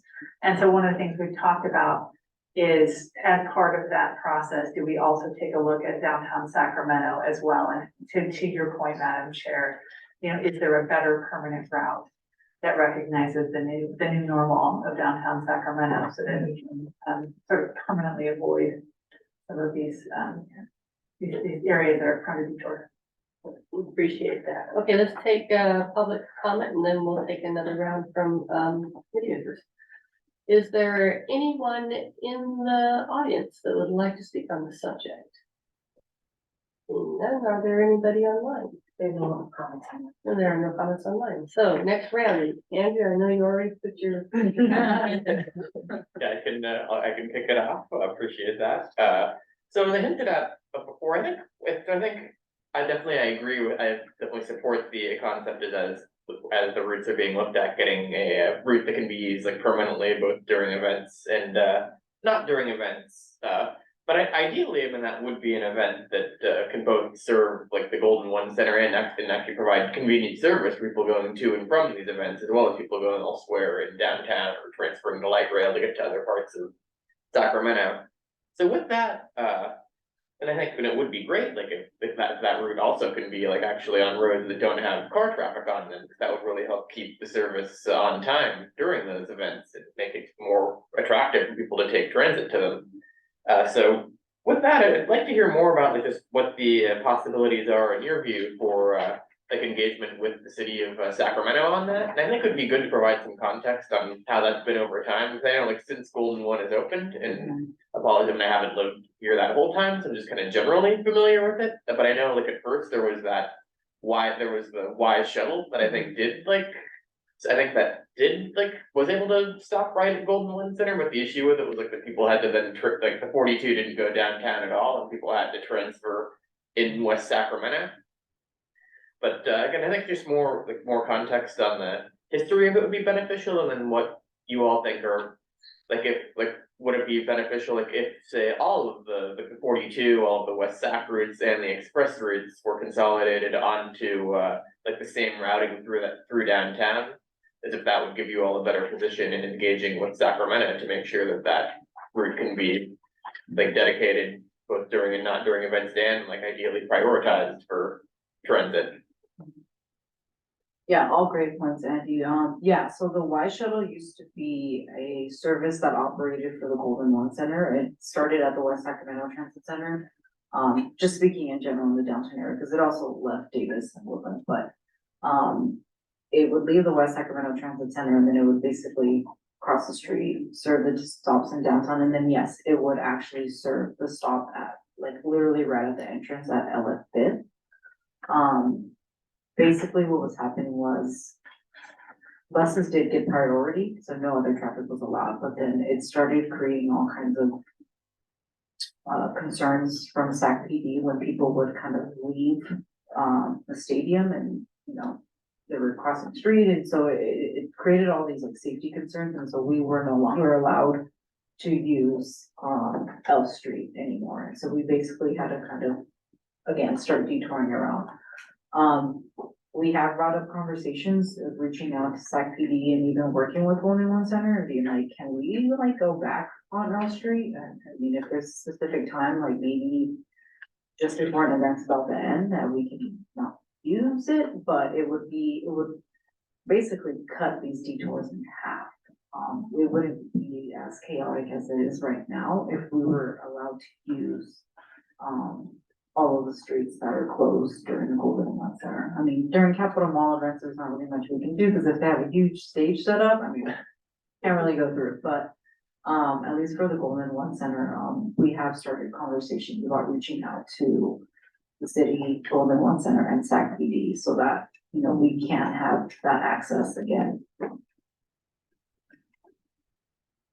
I don't know if I finished answering your question. I think yeah, those are great points, and that's good to know about the issue, that's good to know about those prior issues when the buses were trying to use L Street and there were conflicts with people with the pedestrians coming out of the events. I'd be curious, like, has there been engagement with, like, I mean, beyond SAC PD, like with city government, like city council, the mayor's office, just to come in there, I mean, has there been engagement with those? I mean, they seem, I know in the original investment in that, in having a downtown arena, I mean, part of the idea was building something that was more friendly to transit versus the old, sleep truck versus the old, like, Arco arena. Mhm. But I mean, those bodies should be supportive of having convenient, reliable transit service to the arena. So have there been engagement with, those parties, and potentially encouraging them to work it out with SAC PD to make sure that, like, good transit service to the arena is the priority?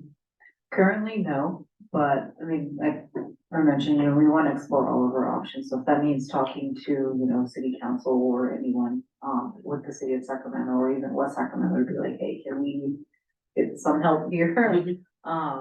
You know, that's definitely on our radar.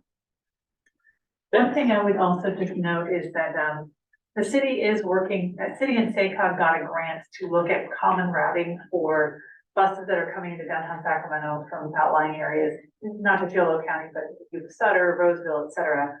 And they have identified a preferred routing, and they're gonna be working on putting in some like transit stops, because right now those buses kind of stop all over the place. And so we're technically, our buses are exempt from that. We don't, they're basically kind of making everybody who's doing the long distance express buses use those stops because ours are considered local. We don't have to. But that is an opportunity that I think to kind of have some conversation there and see if there's a way that we can potentially integrate our buses into that common routing that they're using. And my hope would be that in addition to just doing amenities for passengers, it may be some of your, signal priority, other, other things to help speed transit on those routes would be an investment the city would be willing to make. Well, it also builds out the sort of Yolo to points beyond Sacramento connection, which Yes. is part of what the CAC has been interested in. Right, exactly. It does help if you're coming from Roseville, then you might be able to then transfer to a Yolo bus, or if you're going from Roseville to Davis or. Yeah, I think that's part of the goal with that. That's a great idea. Yeah. great. Who has transit now? Patrick, And then Poland. I actually wanted to add on to Andy's question and ask if there's been engagement with like, is it Sacramento, like the Tourism Bureau or like Golden One Center for like a long range calendar of events to keep an eye on, or even downtown Sacramento partnership? to try to have just like an eye on what's like coming down the pipe, you know? Yeah, we used to have connections with, I believe her name was Melissa Romero, and she worked for the city of Sacramento's like community events, and she would send out like this huge like Google sheet of like, these are all the events that basically have permits to happen in, on Capitol Mall. And so we would basically take that, plus what the Golden Center gave us, and then we would kind of like start doing the announcements, even sometimes like even a week before the closure happened. Not really sure what happened to her. I'm not sure if she's still at the city. But since that pretty much fell off when COVID happened, I'm assuming they have it picked up again. We just probably fell off of the listserv, but that's definitely something we can touch back on. Bullet. Just curious about who has transit now for Seiko. I'm sorry, you mean like staff? Right, The folks that I'm aware of are, Barbara Von Bechtold, Michael Rawson, and Chris Doherty. okay, I know two of those names. Okay. There may be others, but those are the ones I know. Is one in charge, or are they all about the same level? They're all about the same level. The director of transportation is Christina Spence now, and she oversees all of those. Christina, Spence, okay. I may be mispronouncing her name. It's got too many, Too vowels. not enough vowels. Too many consonants. Sorry, Christina, if you're watching. Any other feedback from, committee members? Do you have what you need from us? Yeah, I think I have enough feedback to definitely get back to the drawing board and see what we can do. Great. And I'll say I appreciate the input and feedback about elevating the issue, to the city council or mayor's office. Yeah, it's a good point. Something we should talk about. Be great. I'm gonna swap up the agenda a slight bit, and ask that we do the executive director's report and long range calendar, and we'll do CAC member report at the end. Okay. Turn on. Sounds good. So I want to start with an update on the Yolo 80 man lanes. So let's see, just to kind of recap where we are. We are waiting for Caltrans to release the draft environmental document for the project. It is among the first in the region to address the new VMT requirements. And as such, it's been getting a lot of scrutiny. To my understanding, issues around the VMT mitigation strategy are now resolved. And this is breaking news, but as of today, the governor's office is saying that they have reviewed and confirmed an intent to release it next Monday, November 13th, which happens to be the date of our board meeting. In addition, we are also working on what's called our tolling advanced planning process. We received a $2 million grant from SACOG earlier this year to basically lead the technical work and governance conversations around establishing a regional tolling authority that would help implement this component of SACOG's regional plan, which is to implement basically congestion pricing on our freeways. So in the event that Caltrans is able to move this EIR forward in a timely manner and express lanes are chosen as the preferred alternative, which we at YoloTD sincerely hope they are, then we would need to essentially go to the California Transportation Commission in March with a tolling authority application, which, and again, involves a lot of technical work and also a lot of kind of decisions around governance, who would be in charge, if there would be a new change, right, powers authority, et cetera. So we are optimistically moving forward with a scope of work that would allow us to bring a tolling authority application to the CTC in March of 2024. Again, assuming that the EIR is released and is able to kind of proceed. So there's a number of elements, concept of operation, a traffic and revenue study, establishment of a tolling authority interagency agreement, all of which are things that we have been working on for many months now, but we now have a deadline, which is March of 2024, and we're working to accelerate those efforts to be ready to move that forward if an express lane project is approved by Caltrans. So that's a complicated and convoluted report, but it's what I have on that issue. Couple other things I want to talk about and then happy to answer questions. It's the annual unmet transit needs process. It's that time of year again. This is an annual process organized by SACOG.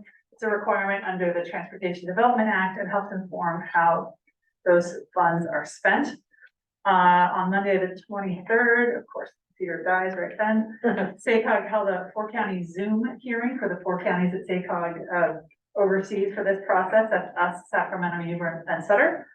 And then they also had a table at the Davis Farmers Market last Wednesday, November 1st. Daisy attended both of those meetings and was on hand to answer questions. And I was briefly at one of them. The comment period for the unmet needs process does remain open through the end of the year. Next item I want to just update you on is the CAC recruitment. We do, of course, now have 3 vacant at-large seats based on the changes that were made to the composition. Just last week, we met with the chair to have her review our materials, including the application and all of the advertising materials that we'll be posting in our buses and distributing to different agencies. I think yesterday Heather sent to you an Excel document. I think you may even have a print here. Yes, indeed, all the places that organizations that we're planning to contact to advertise the vacancies and encourage them to get people to apply. So if you have additions to this list, please let Heather know so that we can get the word out. We also discussed the process by which the CAC will participate in vetting candidates. Basically, based on the chair's suggestion, we want to see if we can have a member of the board and a member of the CAC and then a member of staff work together to interview prospective candidates. And then make recommendations to the board in terms of who to the CAC to take to the board. for the CAC to then recommend to the board to fill those vacancies. And then lastly, one item that was supposed to be on the agenda tonight, but we had to bump because we had these other agenda items that were more time sensitive, is an update on our Yolo Active Transportation Corridors project, or YATC. That project, we are sorry we couldn't bring it to you tonight, but that project is underway now, and we're excited that it is kicking off, and we'll be bringing you an update on that in January, which also is around the time where we're going to be launching a lot of public engagement activities after the holiday season. So just wanted to share with you that we apologize we didn't have that for you tonight. We didn't want to give you too long of an agenda, but look forward to sharing that with you in January. And that concludes my report. Do you have anything for the long range calendar? We do have a long range calendar, yes. Let's see, in January/February now, based on the motion that you did as part of the consent calendar, we now have that meeting set for January 20th.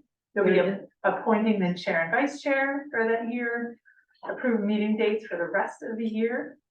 We get an update, as I mentioned, on the YATC project, also an update on revisions to our paratransit policies and rider information. And of course, an update on the Yolo meeting management project. And then for the subsequent meeting, which again will be scheduled in January, we'll be starting our annual work plan and budgeting process. We'll be getting started after the new year, so we want to make sure we get your input on that, including the CAC's work plan, the items you want to make sure that we are working on, and then our overall work plan for the organization as a whole. And then hopefully at that point, the rerouting to serve the new Woodland Transit Center. So per some of the conversations we've been having tonight, and of course, the Yolo eating managed lanes update.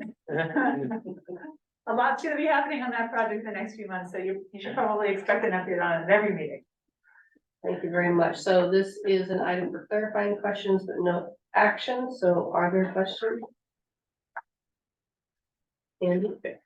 For the upcoming items on the Yolo 80 managed lanes, would it be possible to get a presentation from, I think it would be interesting, I think that would be useful for the committee to hear from both Caltrans staff, District 3 staff working on the project, as well as Jeannie Ward-Waller, our former, until recently, our former Director of Planning and Modal Programs, who was recently, for any of you who don't know, she was recently demoted allegedly due to input she was trying to provide on that project. So I think it'd be useful to hear from both of those, from both staff working on the project and from her.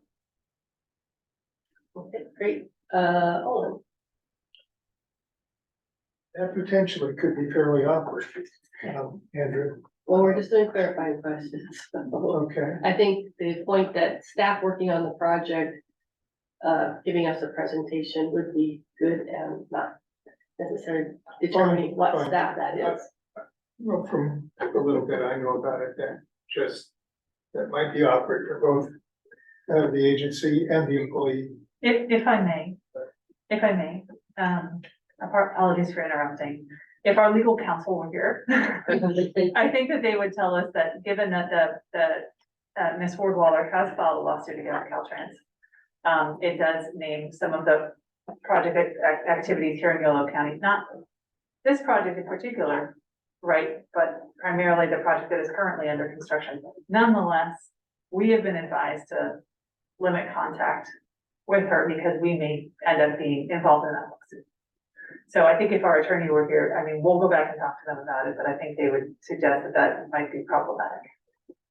I think just within the context of a project update and hearing from whoever they designate, would be fine. Other clarifying questions? Oh, no, sorry. So it's on the November 13th announcement.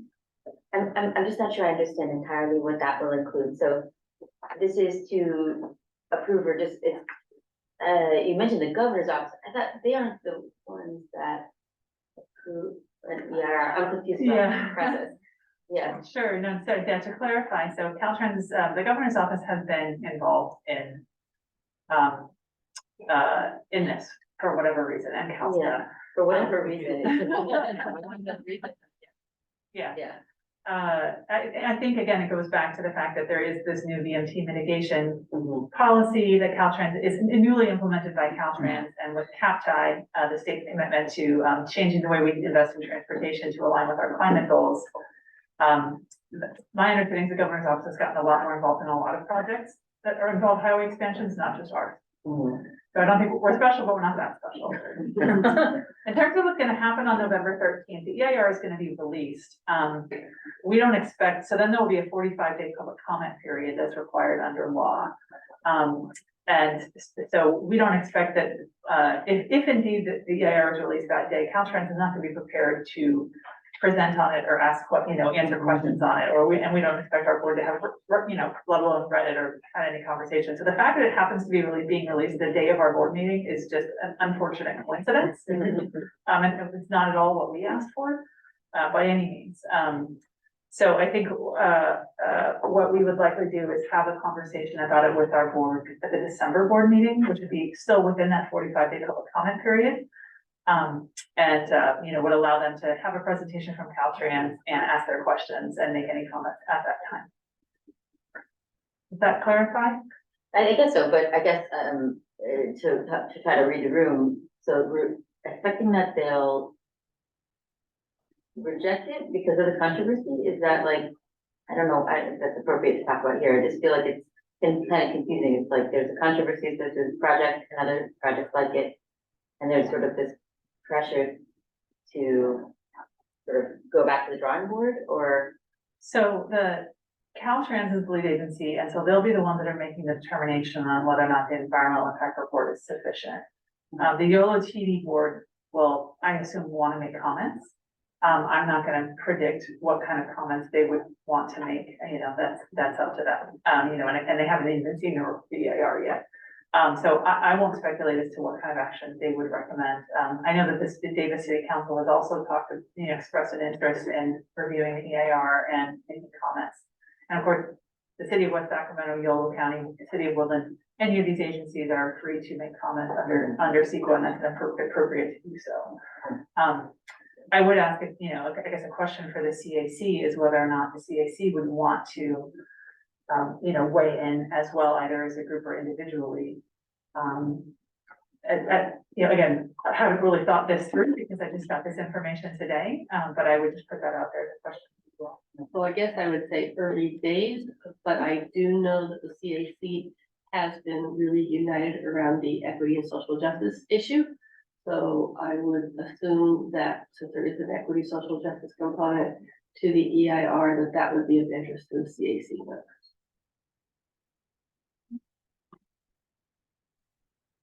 I mean, if there is interest from the CAC members in having, trying to schedule a special meeting that takes place during the 45-day public comment period. And it's certainly something that we could look at doing and having Caltrans come and present.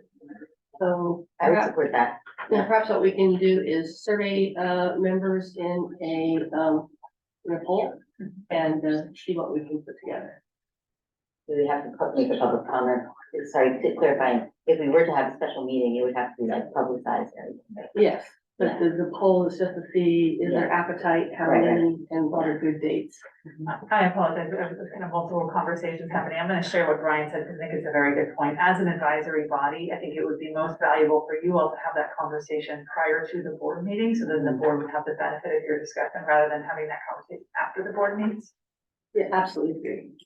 So sorry, Madam Chair, you were suggesting that we do potentially do a poll? We'll do a poll to find out dates, times, and appetite Okay, of the members, just so that we can make those timelines. okay. Any other clarifying questions on this report? Remembering that these are not action items. I was under the impression that from just the general things that I've heard about the YCD board's position, as well as some comments you made earlier today, that the board had, and the chair at that time, Tom Stallman, had basically indicated that they liked the project, they liked the managed lane project. So I'm not clear on if that's true, then I'm not clear on why they would need advice from us. So the EAR will include, I think, 14 different alternatives for the project, some of which include tolling, some of which don't. And will, for the first time, publicly detail both the benefits and the potential drawbacks of each of those alternatives. And so I would imagine that the board would appreciate the CAC's input on whether or not there are particular alternatives that the CAC prefers.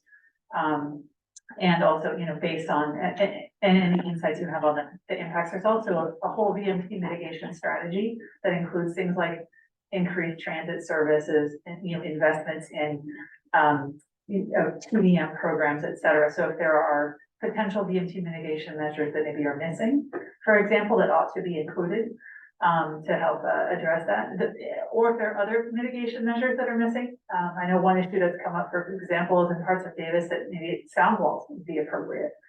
So those are the sorts of things that I think that the board would appreciate getting the input from the CAC, so then the board can make some of those recommendations to Caltrans. And I'd also just like to reiterate that the environmental process is to determine the ability of the project to move forward in its configuration, and so it's really important that the board wait for that information so it can make an informed decision and not predicated on prior stuff.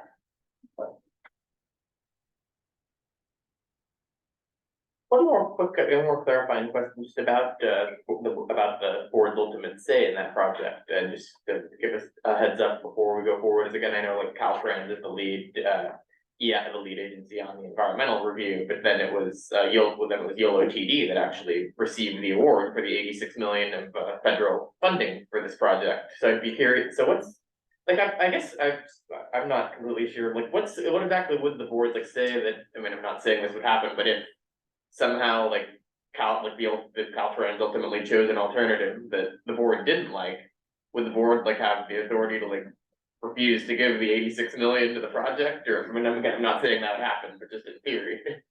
Yeah, so as the awardee of the infra grant, we have the responsibility of obligating those funds. So we have to apply to the federal government, to FHWA, requesting obligation of those funds. And then then what would happen is that we would also sign a cooperative agreement with Caltrans, essentially saying, okay, then we are going to then pay Caltrans to construct this project on our behalf. And we would, we would receive invoices from Caltrans, we would pay those invoices, and then we would get reimbursed by the federal government. Yes, the YoloTD board could decide not to obligate those federal funds, and to forfeit those. Or to not sign that cooperative agreement with Caltrans. Thank you. So, before we move on to the last, item, CAC reports, are there any members of the public online or in the room that want to make any comments? There are no members online. Okay, we're good then. All right, let's, take CAC comments and let's start on my left. No, I don't. Yeah, I'll make a couple quick updates. So with Davis, the BTSSC, last month we had a joint meeting actually of the Bicycling Transportation and Street Safety Commission and the Unitrans Advisory Committee, where we discussed a couple of important items. One of those was the unmet transit needs. So I appreciate you bringing that up. That process is underway. We discussed that. That's something, or at least I know at the Davis level, we're discussing. I know like it's something that there's some discussion starting on like potentially strategizing for encouraging Davis to dedicate their local transportation fund, their TDA, to transit. Some of that that currently gets used for local streets and roads. So those are discussions that we're hoping to continue over the next few months. So I'll keep you updated on that. And also we discussed Davis. They also there are issues with the Unitransit, and this includes stops that Yolo bus serves as well. There have been issues with people parking in the bus stops, and then that prevents the stops from being ADA accessible. So we voted to recommend that council, I think it was more than 30 bus stops that they're going to be painting red curbs at to prevent parking in those bus stops and make them ADA accessible. Unfortunately, there were, I think, about 7 where there were comments like from residents who live nearby who are the people parking in those stops who didn't want those red curbs. So those are unfortunately put on hold, but those discussions will continue. But they did approve like more than 30 of them, or we approved. Hopefully, council will approve, but we recommended council approve like more than 30 and staff back that as well. So wanted to hopefully those will keep moving forward. The next BTSSC meeting is I'm blanking on the exact date, but it'll be like in the first week or 2 of December, which should the EIR come out on schedule for Yolo 80, that would fall in that 45-day period. So I'll be sure to communicate that with staff, because that would be the time, I think, because I know that body is also interested in commenting on the EIR. So Thank you. Yeah, my turn. I've been glad to see B-line buses around Davis, including today. It's encouraging to see them in use. On the, it'd be helpful for me to know the 4 years. I think it's going to be October 2024, because I started, I believe, November of 2020. And then ad hoc was helping me from 2017 to 2020. The other issue is reminded, looking at the minutes, was about the stipends. I don't know where that some of us signed up for that. Maybe you could give us an update now, or. Yeah, Heather, remind me, I think you were just in the process of processing a bunch of those, is that right? We are processing a bunch of them. We are missing some documents. Yeah. So I will send an email out to everyone that we're missing information from that requested to receive the stipends. Some of us said nothing. Yes. Thank you.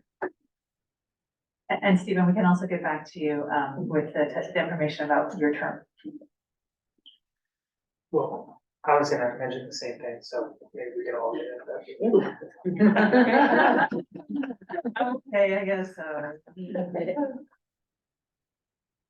And I think that, some of your comments, you answered the question that I had. So I also want to say it's pleasurable to see the B line running about, and me and my girlfriend are already making plans to avail ourselves of that. So looking forward to doing so. I also had the opportunity recently to take the San Joaquins from Amtrak.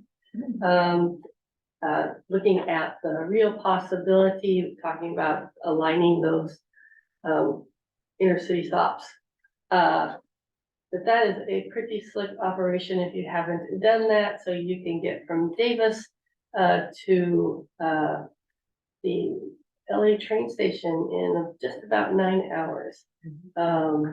Very, very slick handoff. So for those who don't know, it's a train and 2 buses.